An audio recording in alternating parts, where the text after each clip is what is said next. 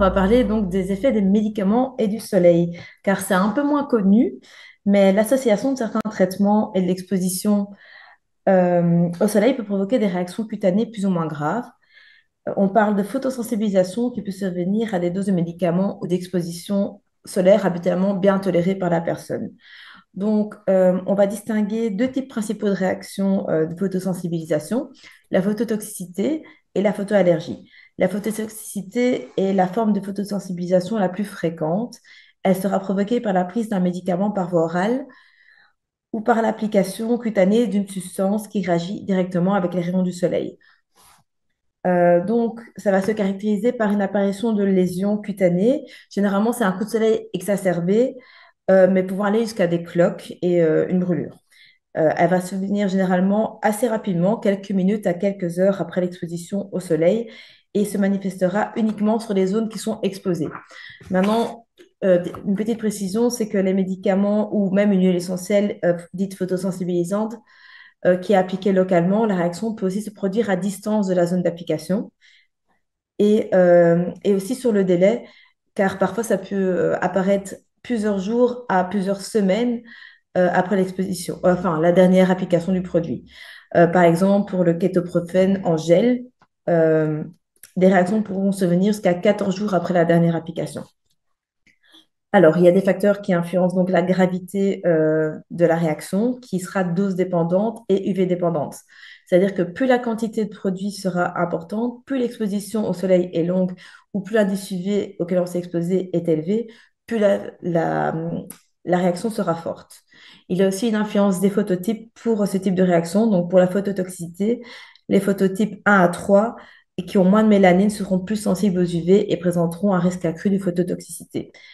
Les phototypes les plus foncés, donc 4 à 6, sont mieux protégés, mais pourront tout de même développer une réaction phototoxique.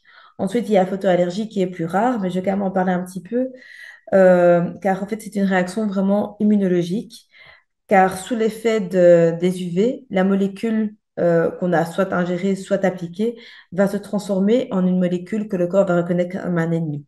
Donc, il y aura vraiment une réaction du type allergique avec ces nouvelles molécules qui a été créée. Elle mettra plus de temps à apparaître. Cette réaction, généralement, c'est 1 à 3 jours après l'exposition. Elle se manifestera sous forme d'un eczéma, de rougeur, de démangeaisons intenses, de petits boutons ou de plaques sèches. Et elle peut arriver sur des zones exposées ou non exposées au soleil.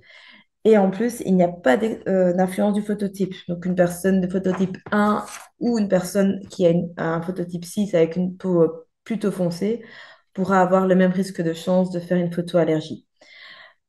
Et en plus, pour les personnes qui ont une peau plus foncée, malheureusement, on ne voit pas tout de suite la rougeur apparaître, ce qui fait qu'on ne voit pas les lésions et on retarde le diagnostic. Pour la prise en charge et la prévention de ces deux types de photosensibilisation, le meilleur traitement, ça sera la prévention. Donc, si on vous dit que le traitement est potentiellement photosensibilisant, il faudra appliquer une crème solaire, ne pas s'exposer, mettre des vêtements couvrants, un chapeau et des lunettes. Maintenant, effectivement, si on ne l'a pas fait, les traitements seront l'arrêt immédiat de du traitement et de l'exposition au soleil. Des traitements locaux qui pourront venir apaiser les démangeaisons, par exemple, ou on pourra aller jusqu'à des traitements qui contiennent des corticoïdes ou parfois des antihistaminiques à appliquer localement. Mais il faudra faire attention car certains de ces traitements pourront eux-mêmes être photosensibilisants. Voilà. Maintenant, généralement, quand on a ce genre de réaction, on va plus s'exposer au soleil sans protection durant quelques temps. Voilà, ça dépendra de la gravité de la réaction qu'on a faite. Il y a aussi un risque d'hyperpigmentation, surtout si on a fait une photo allergie, étant donné qu'il y aura des lésions de grattage. Donc, on aura un risque d'hyperpigmentation locale, surtout chez les personnes qui auront un phototype plus foncé. Donc, pour les médicaments pouvant être responsables de ce genre de photosensibilisation, on a principalement des antibiotiques comme les tétracyclines. On peut distinguer, c'est la doxycycline. Les fluoroquinolones, donc là, il y a l'ofloxacine, la ciprofloxacine, qui sont généralement des traitements pris par voie orale. Il y a aussi des anti-inflammatoires non stéroïdiens du type piroxicam et aussi le kétoprophène, généralement pris par voie orale, mais aussi il y a un gel qui est bien connu, qui peut vraiment créer des graves brûlures. Il y a des diurétiques, donc par exemple le furosémide. On a aussi des antiarythmiques du type amiodarone et certains antihistaminiques.